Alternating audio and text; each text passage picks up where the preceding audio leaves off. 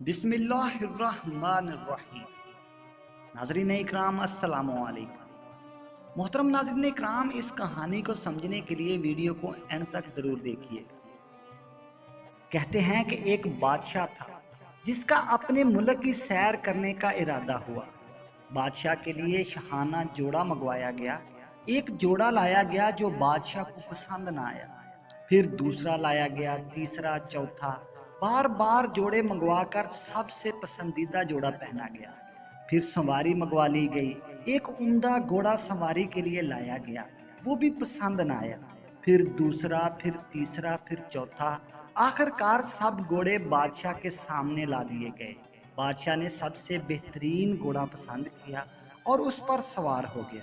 उसी वक्त शैतान ने बादशाह के दिमाग में तकब्बर का दिया जला दिया। बादशाह के साथ बहुत से गुलाम और फौज के प्यादे चले, लेकिन बादशाह ने उनकी तरफ देखना भी गवारा ना किया। रस्ते में चलते चलते एक पुराने कपड़ों में मलबूस फकीर मिला।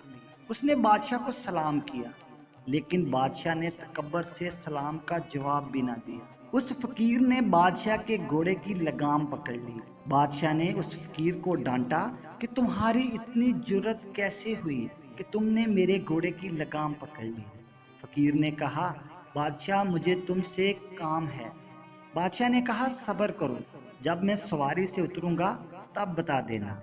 फकीर ने कहा, नहीं, मुझे अभी कहना है। ये कहकर उसने बादशाह के हाथ से लगाम छीन ली। बादशाह ने कहा, बोलो, क्या बात है? फकीर ने कहा, बहुत राज की बात है, मैं तुम्हारे कान में कहना चाहता हूँ। बादशाह ने कान फकीर के करीब कर दिया। फकीर ने कहा, मैं मालिकुल मौत हूँ, मुझे तुम्हारी जान लेनी है। ये सुनकर बादशाह का रंग पीला हो गया, जबान लड़खड़ाने लगी। कहने लगा, मुझे इतनी मोहलत दे दे कि मैं कुछ सामान का इंतजाम कर लूं, घर वालों से मिल लूं और कुछ वसीयत कर दूं।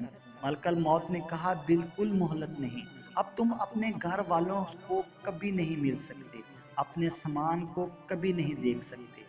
ये कहकर उसने बादशाह की रूह कब्ज कर ली और वो घोड़े पर से ऐसे गिरा जैसे लकड़ी नीचे गिरती। उसके बाद वो फरिश्ता एक नेक इंसान के पास चला गया।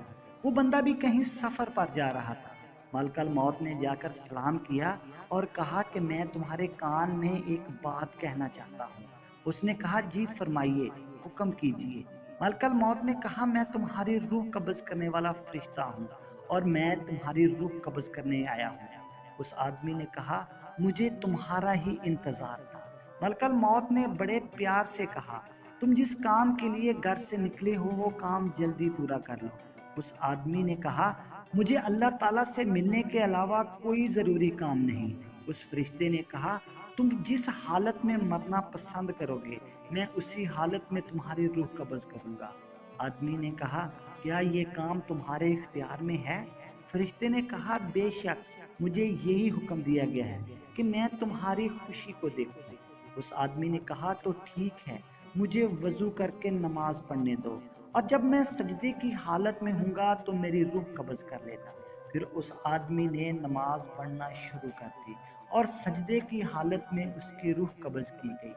नाजरीन मोहतरम, कहते हैं कि जब किसी गुनाहगार, किसी जालिम और बदबख्त इंसान की रूह कब्ज की जाती है तो ऐसे की जाती है जैसे किसी कांटेदार पौधे पर रेशम का कपड़ा डालकर जोर से खींचा जाए तो वो तार तार हो जाए।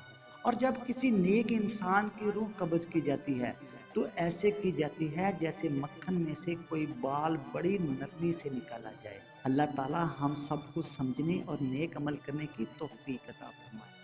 नाजरीन मोहतरम, मैं उम्मीद करता हूँ कि मेरी ये वीडियो आपको पसंद आई होगी। नाजरीन इकराम, इस तरह की वीडियोज़ और वाक़यात देखने के लिए मेरे चैनल को सब्सक्राइब करें।